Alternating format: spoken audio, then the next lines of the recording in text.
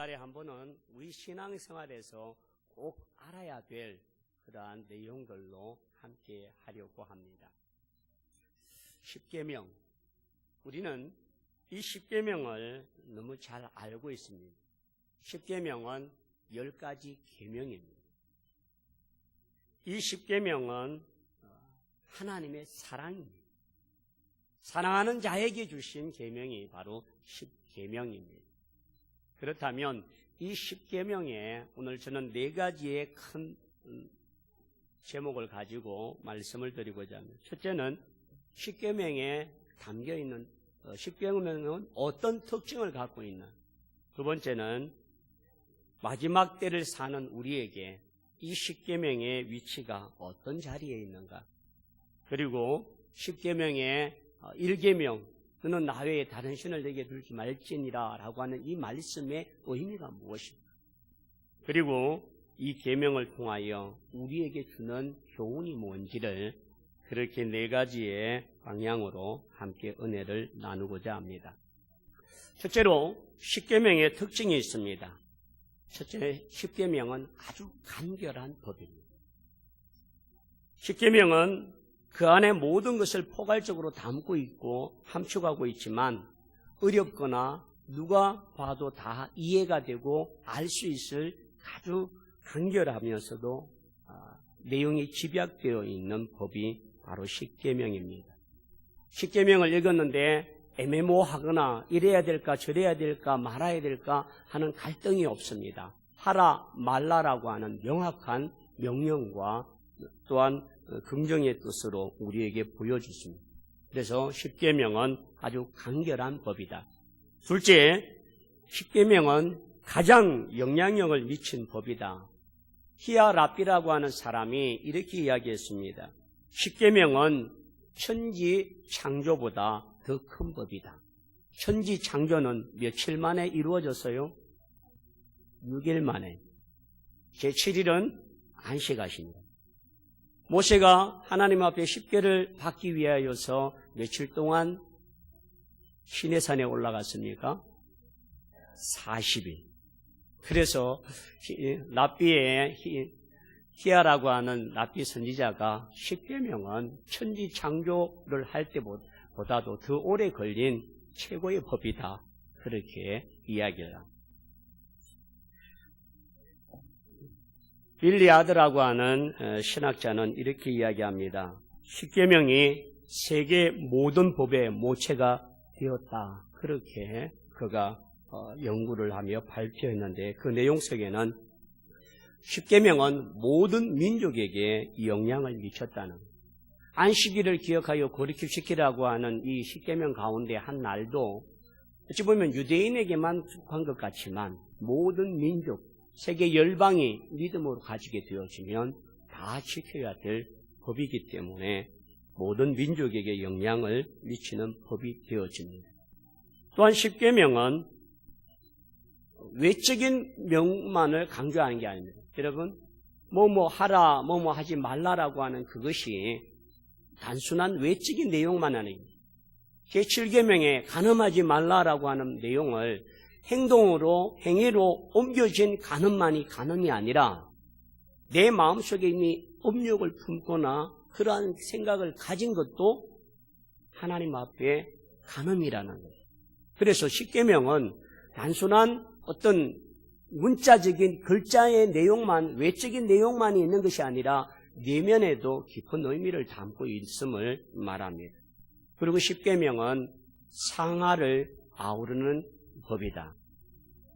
1계명부터 4계명까지는 하나님과 인간의 관계를 이야기하고 5계명부터 10계명까지는 사람과 사람 사이의 관계를 이야기한다. 그래서 알리우드라고 하는 이 박사의 이야기는 십계명은 이와 같은 모든 민족에게 영향을 주고 또한 내적 외적인 영향을 다 포괄하고 있고 상하 하나님과 인간의 관계까지도 이야기하기 때문에 십계명에 포괄적인 내용이 많다라고요. 마태복음 6장 33절로 34절에 보면 그런즉 너희는 먼저 그의 나라와 그의 의를 구하라. 그리하면 이 모든 것을 너희에게 더하시리라. 그러므로 내일 일을 위하여 염려하지 말라. 내일 일은 내일 염려할 것이요 한날의 괴로움은 그날의 족하니라. 그러므로 하나님께서 우리에게 주어진 그 뜻을 늘 묵상하고 나갈 때에 이와 같은 은혜가 있습니다. 세 번째로 십계명의 특징은 공포가 참 특이합니다. 몇월 며칠 법을 반포한다, 뭘 이렇게 이야기하지만 이 법은 공포를 우리에게 십계명이라고 하는 이 계명을 모세가 알려준 게 아니라 하나님께서 모세에게 말씀하신 것입니다. 시내산에 올라가서 모세가 하나님께 기도하며 그 십계를 계명을 원했을 때에 하나님께서 모세에게 친히 돌에다가 그것을 새겨주셨습니다. 모세가 1계명을 하고 2돌비라고 했는데 많은 사람들이 2돌비에는 어떻게 되어 있을까? 1계명부터 4계명까지는 한 돌비, 또 다른 한 돌비에서는 5계명 더 쉽게 10계명까지일까? 아무도 모릅니다. 권자가 없기 때문에. 그러나 내용들이 이 10계명을 하나님께서 친히 말씀하셨고 그리고 친히 돌비에 새겨주신 것이 특징입니다. 세상의 모든 법들은 사람들이 만들고 그것을 공부하고 그것을 반포하지만 하나님께서 모세에게 직접 준 것이 십계명의 특징입니다. 그래서 출애굽기 24장 12절 하반절에 보면 하나님께서 돌판에 직접 친히 기록하여 주셨습니다. 네 번째로 십계명을 보관하는 장소는 지성소 안에 있는 법궤에. 여러분, 법궤 안에 뭐가 있을까요? 세 가지가 있습니다. 하나님의 이 2돌비가 있고 그 다음에 아론의 쌍난 지팡이가 있고 이스라엘 백성이 광야에서 먹었던 만나가 들어가 있습니다. 이처럼 십계명을 보관하는 것이 하나님의 성전 아니고 그 법궤는 하나님의 임재의 상징인 것을 증거하는 그 안에 보관되어 있습니다. 그것이 결국 십계명은 사람의 법이 아니라 하나님과의 법이고 믿음의 법이며 하나님을 상징하는 것을 나타내기 때문에 그와 같은 의미를 담고 있습니다. 프랑스 루브르 박물관에 갔는데 정말 신기한 그 작품들이 참 많더라고요. 모나리자의 그 미소를 보기 위해서 갔는데 사람들이 구름대같이 그 바리게이트를 이렇게 선을 쳐놨는데도 그 앞까지 가는데도 한 10분 정도 걸리고 그 앞에 가서 사진 한번 찍자고 돌아서는데도 전부 밀어서 겨우겨우 찍고 나옵니다. 각 나라마다 자기들의 박물관에 소장된 이 문화와 가치가 최고라고 이야기를 합니다. 그러나 세계 그 어떤 보관것보다도 가장 가치가 있는 것은 하나님의 법궤인데 이 바티칸에서는 공적이든 비공식이든 확인된 바는 없지만 자기들은 이 법궤를 가지고 있다라고 주장하는 사람도 있습니다. 그래서 바티칸의 박물관이 세계 그 어떤 박물관보다 가장 위대한 것을 갖고 있다라고 이야기하는데 공개된 바가 없습니다. 그만큼 법궤가 세상의 어떤 가치에 보다도 가장 존귀하고 귀하다는 사실을 증명하고 보여주는 결과입니다.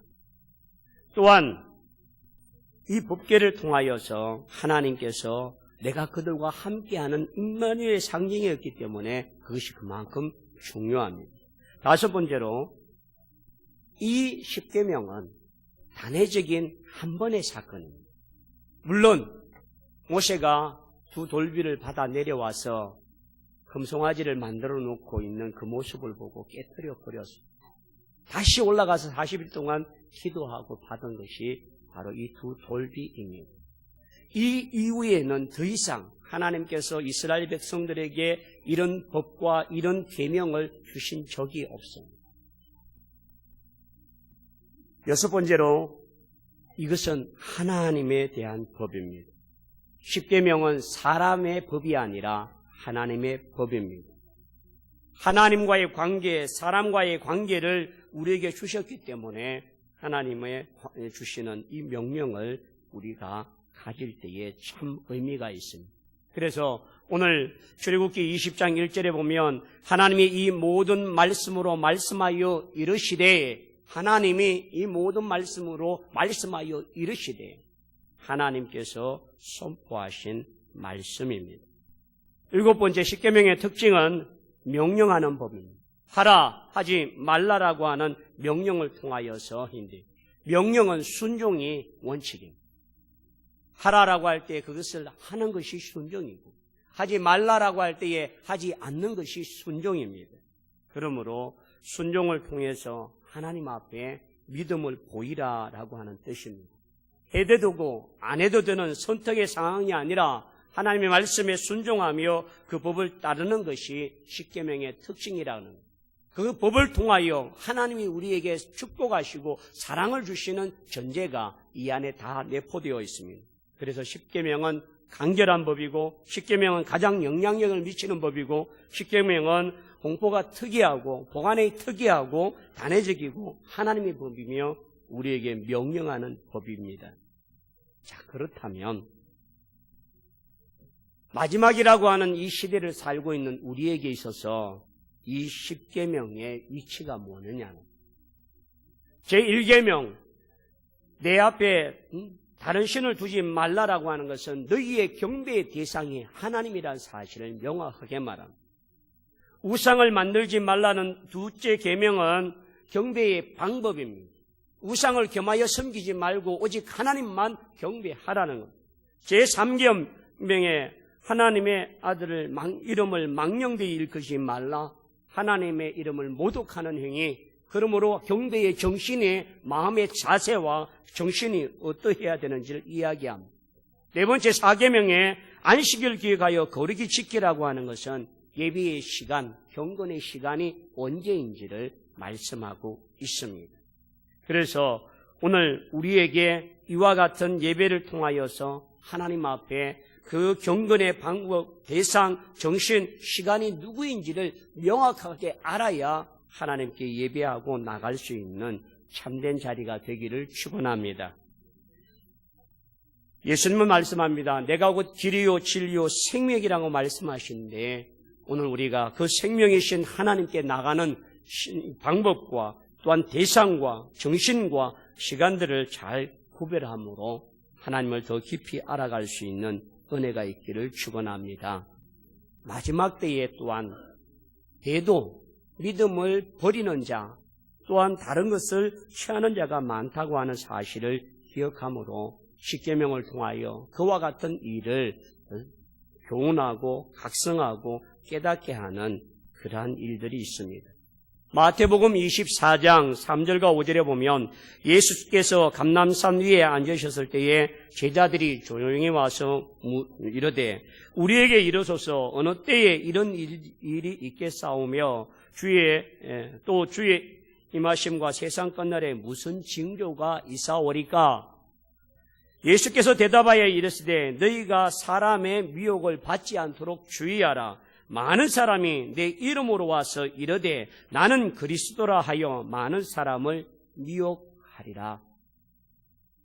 여러분, 지금 우리 주변에 수없는 이단자들과 이단 사슬에 빠져 있는 사람들이 기존 성도와 교회를 무너뜨리고 교회를 공격하기 위하여 수단과 방법을 가리지 아니하고 교회 안에 몰래 잠입하여 그들의 정체성을 감추고 교회를 분열시키고 사람을 미혹해 하는 자들이 참 많습니다. 그런 의미에서 오늘 우리에게 이와 같은 마지막 때에 하나님 앞에 믿음을 저버리지 아니하도록 우리가 이 계명을 잘 지키고 깨달음으로 우리의 믿음을 지킬 수 있는 기회가 되기를 축원합니다. 십계명을 지키지 않는 그때가 마지막 때이고 또한 그로 인하여서 성도에게 어려움이 올 것임을 말합니다.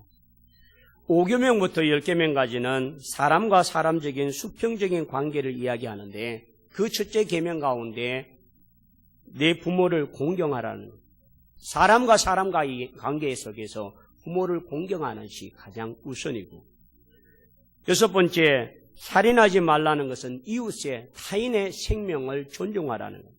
간음하지 말라는 것은 내 이웃의 아내를 탐내지 말고 정교를 통한 순결과 정결함을 가지라는 것.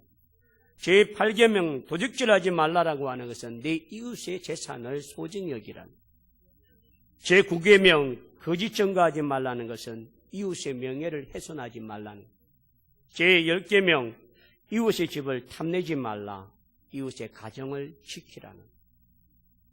마지막 때에 왜 이와 같은 일들이 일어나는가 하면 하나님의 질서를 버리고 하나님의 명령을 왜곡하며 듣지 않는 불신앙의 시대가 오기 때문입니다. 그래서 십계명을 지킨다는 것은 하나님을 사랑하는 것이고, 십계명을 준수한다는 것은 내가 신앙 안에서 살아있고 끼어있음을 말하는 마지막의 신앙의 정표이기 때문입니다. 마태복음 24장 12절과 13절에 불법이 성행함으로 많은 사람의 사랑이 식어지리라. 그러나 끝까지 견디는 자는 구원을 얻으리라. 여러분, 이 십계명을 통하여 하나님에 대한 사랑, 우리의 믿음이 흔들리지 아니함을 보여주는 정표가 되기를 축원합니다. 근데 여러분, 이 십계명을 고치는 사람들이 있습니다. 제가 천주교에서는 이 십계명을 출애굽기 20장에서 나타나는 이 10계명을 그대로 따르는 것이 아니라 바꾸어 버렸어요. 어떻게 바꾸었냐고요? 제1계명 나 외에 다른 신을 내게 두지 말라라고 하는 계명을 하나의 신 천주를 만유에 공경하여 모시고, 2계명 우상을 만들지 말고 그것들을 섬기지 말라, 아예 이것을 천주교에서는 없애버렸어요. 왜 그런지 아십니까? 천주교에는 우상에 절을 하는 것이, 제사를 지내는 것이 자기들이 합법화 만들기 위해서 이 내용을 삭제해버려요.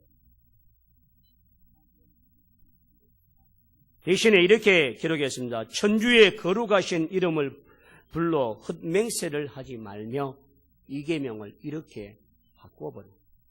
3계명은요, 여호와의 이름을 망령되이 부르지 말라라고 하는 계명 자체를 주의를 지키고 라고 바꿔버려요. 4계명 안식일을 기억하여 거룩하게 하라라고 하는 내용을 내 부모를 효도하고 공경하라.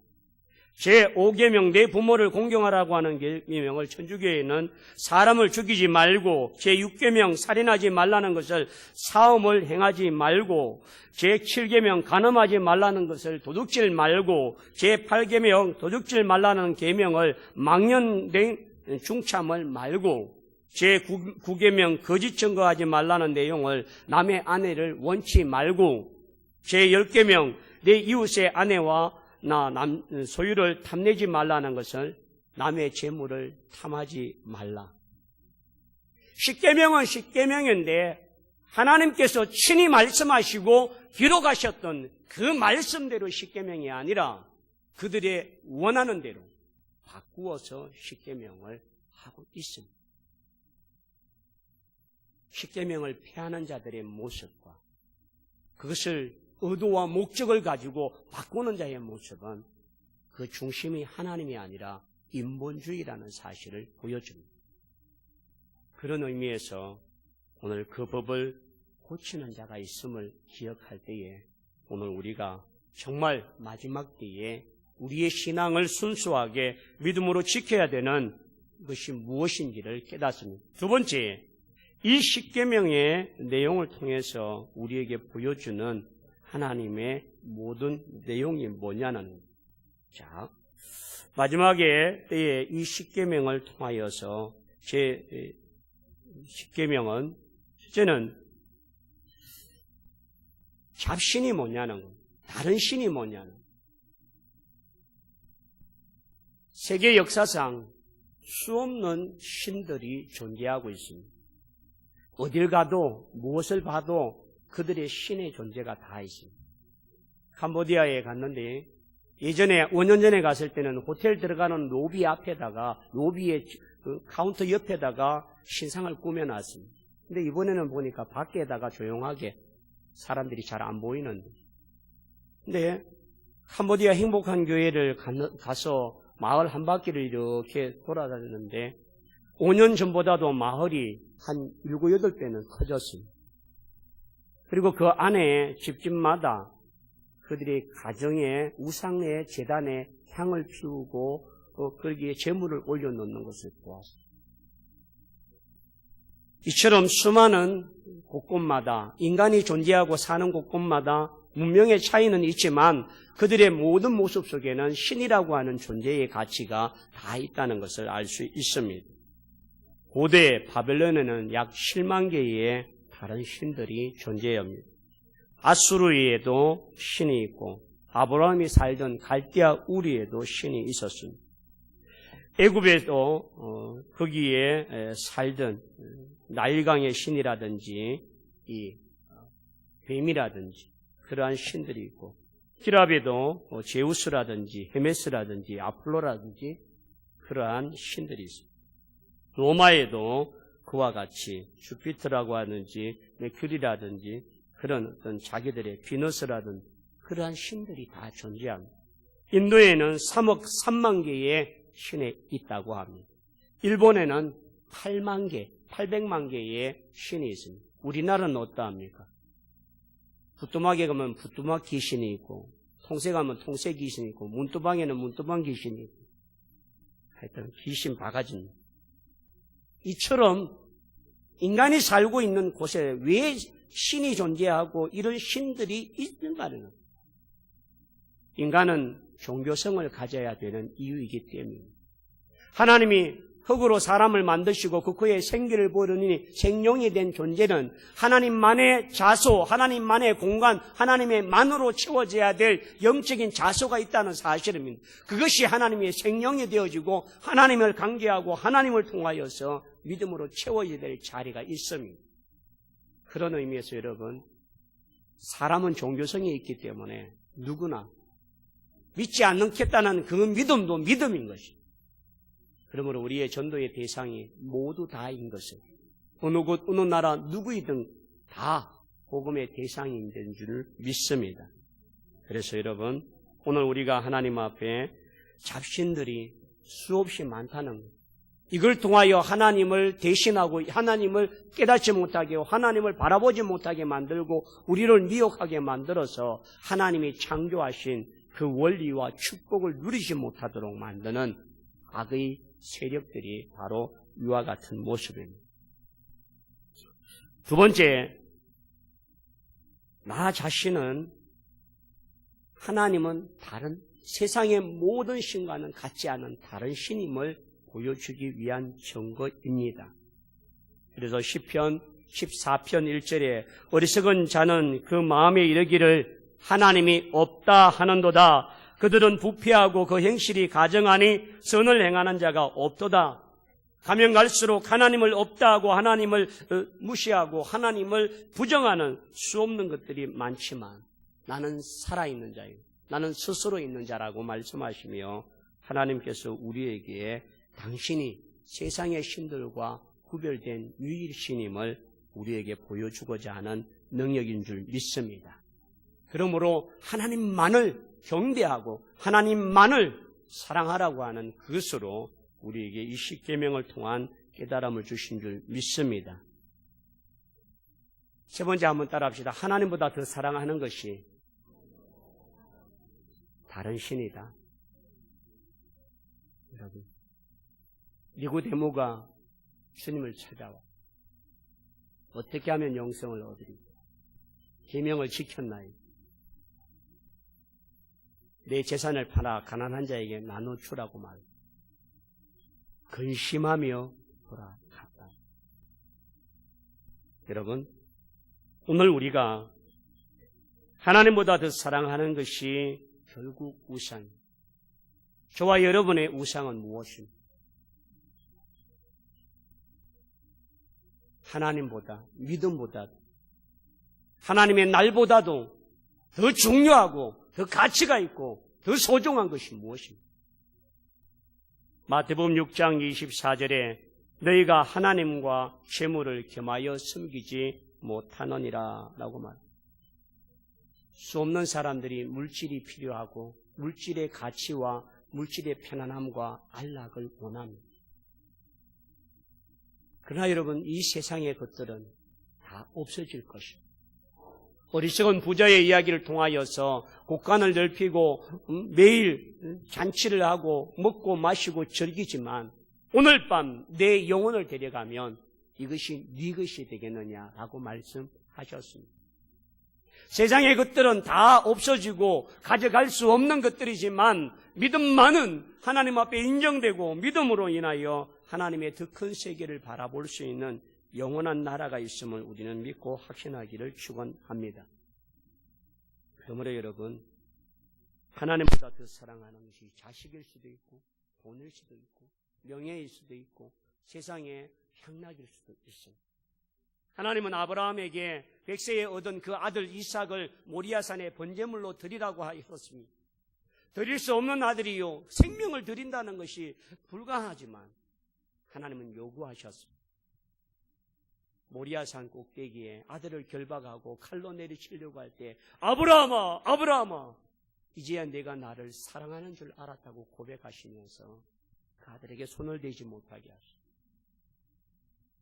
사랑의 우선순위가 무엇인지 하나님이 몸소 보여주셨을 때에 아브라함이 하나님을 사랑하는 것을 아셨고, 또한 아브라함의 아들을 드림에 있어서 그냥 거짓이 아니라 진실로 드리겠다고 하는 그 모습을 보셨습니다. 그 믿음이 아브라함의 믿음이요, 그 아들이 이삭의 순종의 믿음. 하나님은 우리에게 그런 제일된 믿음을 요구하고 계신 것을 기억할 때에 우리가 참 하나님을 온전히 섬길 수 있는 믿음의 종들이 다 되기를 축원합니다. 마지막으로 이 십계명을 통하여 우리에게 주고자 하시는 의미가 무엇인가? 한번 따라합시다. 하나님만 참신이다. 할렐루야. 하나님만이 참으로 온전하고 우리의 인간과의 생사화복과 인간을 구원하시고 온전케 하시는 참 하나님이시라는 사실을 선포하고자 하시는 내용입니다. 나는 창조의 하나님이요, 나는 전능의 하나님이요, 나는 모든 것을 감찰하시는 능력의 하나님이다. 내가 너희를 만들었고 내가 이 세상을 창조하였고 그와 같은 하나님이 나의 하나님이다 라고 말씀하시면서 우리에게 그 하나님을 경배하도록 하셨습니다. 하나님이 우리의 경배의 대상이기 때문에 우리의 마음과 신령과 정성을 다하여 하나님을 사모해야 될 줄 믿습니다. 하나님 앞에 우리의 성품과 온 마음을 다하여 주께 경배하는 자가 되기를 원합니다. 우리가 하나님 앞에 예배할 때마다 우리의 마음과 생각과 정성이 오직 하나님만 향할 수 있는 믿음이 되기를 축원합니다. 주의 날과 주의 장소, 주의 시간을 구별하여 하나님께 온전히 예배함으로 하나님이 주고자 하시는 축복을 누리는 복된 종들이 다 되기를 축원합니다. 두 번째는 한번 따라합시다. 하나님을 내 마음에 모셔야 한다. 안방에, 차 안에 염주 달듯이 그렇게 보관하는 게 아니라 우리 주님의 장소는, 우리 하나님이 계시고자 하시는 곳은 저와 여러분의 마음인 줄 믿습니다. 영접하는 자, 곧 그 이름을 믿는 자에게는 하나님의 자녀가 되는 권세를 주셨느니라고 말씀하셨습니다. 오늘 그분이 내 안에 계시고 내가 그 안에 함께하는 그리스도가 나와 연합하는 아름다운 자리가 되기를 축원합니다. 그러므로 내 마음에 하나님을 둔다는 것은 내 마음에 다른 것을 두지 않겠다는 말입니다. 내 마음에 하나님보다 더 사모하고 하나님보다 더 의지하는 것이 없겠다는 말입니다. 그런 의미에서 나 외에 다른 신을 내게 있게 하지 말지니라. 여러분, 정말 주님 하나님 이외에 다른 신이 내 마음속에 없습니까? 하나님보다 더 소중히 여기고 하나님보다 그 가치가 있게 하고 하나님의 날과 하나님의 시간과 하나님의 예배보다도 더 소중하고 더 가치 있는 것들이 내 속에 없습니까? 그런 마음에 찔림이 있다면 오늘 나 외에 하나님 이외에 내게 아무것도 없습니다고 고백하는 그 마음을 갖도록 내 마음에 다른 신들, 다른 좋은 것들, 다른 가치 있게 여기는 것들을 하나님께 내어놓기를 축원합니다. 그럴 때에 우리에게 주어지는 것입니다. 나 외에는이라고 하는 이 히브리 말에는 알파니아라고 하는 말인데, 이 알파니아는 나와 대립시키지 말라는 뜻입니다. 하나님이 여기 계시는데 그 하나님과 쌍벽을 이룰 만한 어떤 가치와 어떤 존재를 만들지 말라는 겁니다. 그래서 나 외에 나와 대립하고 나와 동등하고 나와 이와 같은 겨룰 만한 것들을 내 마음에 두지 말라는 겁니다. 단순한 의미의 나 외가 아니라는 사실을 기억할 때에 오늘 우리가 고뇌하며 하나님 이외에 다른 것들을 버리고 하나님을 더 사랑할 수 있는 믿음이 있기를 축원합니다. 그래서 이 말은 우리 신앙의 혼합을 가져오지 말라는 거예요. 혼합주의는요, 인간의 복을 구하는 겁니다. 캄보디아 행복한 교회에 수요일날 저녁에 집회를 마치고 기도 받기를 원하는 사람이 있으면 나오라고 했더니 캄보디아에 아주 열심인 청년 교사 아버지가 나왔어요. 근데 발이 아파서 나와서 무릎을 꿇지 못한다고 해서 계단에 앉혔습니다. 근데 오른손에 남자분인데 예쁜 빨간 실로 만든 팔찌를 끼고 왔더라고요. 선교사님이 뭐라 하냐면 절에서 주는 부적이라는.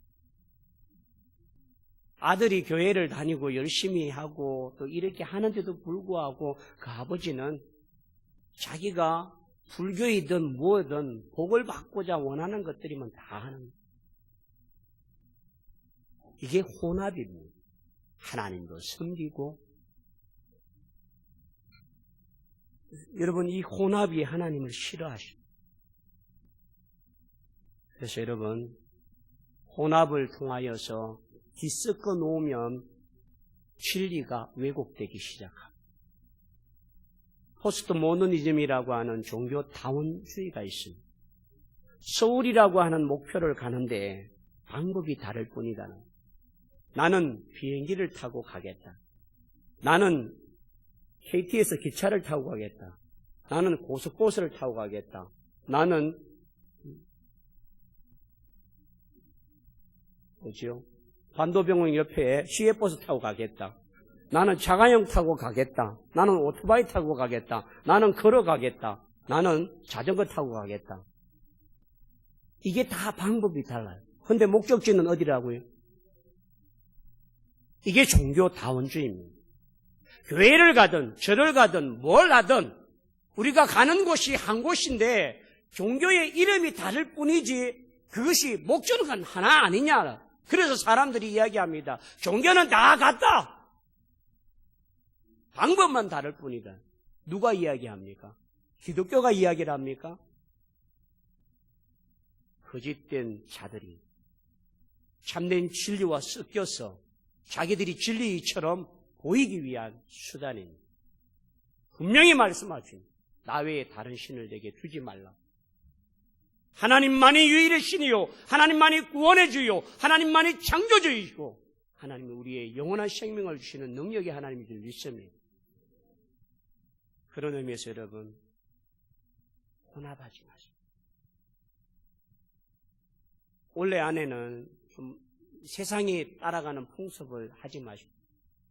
뭐 하는 날에는 뭐 해야 된다라고 하는 이런 것들, 교회를 수십 년 다니면서도 자기도 모르게 그렇게 하는 것들은 아직 하나님보다도 세상의 풍습을 따라가는, 풍습이 나를 지배하지 아니하도록, 풍습이 내 믿음을 흔들어 놓지 아니하도록 풍습을 통하여서 하나님을 마음 아프게 하고 하나님을 질투하는 하나님으로 만들지 않기를 원합니다. 세상은 점점 타협을 통하여 혼합주의를 만들고 있고, 그로 인하여 기독교나 다른 종교나 별반 차이가 없다고 말하고 그것이 문화이고 그것이 종교이고 그것이 문명이라고 이야기합니다. 문명과 문화, 이와 같은 모든 모습 속에서 기독교를 엄해하고 기독교를 혼합시키고자 하는 사단의 세력이 그 속에 있음을 기억하셔야 합니다. 세 번째는 한번 따라합시다. 하나님을 인격적으로 섬겨야 한다. 오늘 예배드리는 자리에 이 자리에 와서 내가 찬양대원으로 찬양대원으로 예배위원으로 또한 기도의 당번으로 이곳에 와서 있는 이 모든 순서 맡은 자가 아니라 하나님만을 경배하고 하나님에게 내 마음과 내 믿음을 드리는 신령과 진정의 예배자를 하나님은 지금도 찾고 계신 줄 믿습니다. 형식과 외식의 예배가 아니라 내 마음을 쏟아놓고 내 믿음을 쏟아놓고 내 감사와 내 신앙을 고백하는 그 자리가 내가 하나님을 섬기는 자리인 줄 믿습니다. 그러므로 너는 나 외에 다른 어떤 것도 나와 대립시키지 말고 오직 나만을 경배하며 오직 내가 너의 하나님이고 내가 너의 창조자이며 내가 너의 구원자이고 내가 너의 하나님인 것을 잊지 말고 그 하나님을 인격적으로 이와 같이 경배하는 자가 되기를 원합니다. 그로 인해서 우리의 주인이 예수 그리스도이시고 하나님이심을 고백할 때마다 우리가 신령과 진정의 예배자가 다 되기를 축원합니다.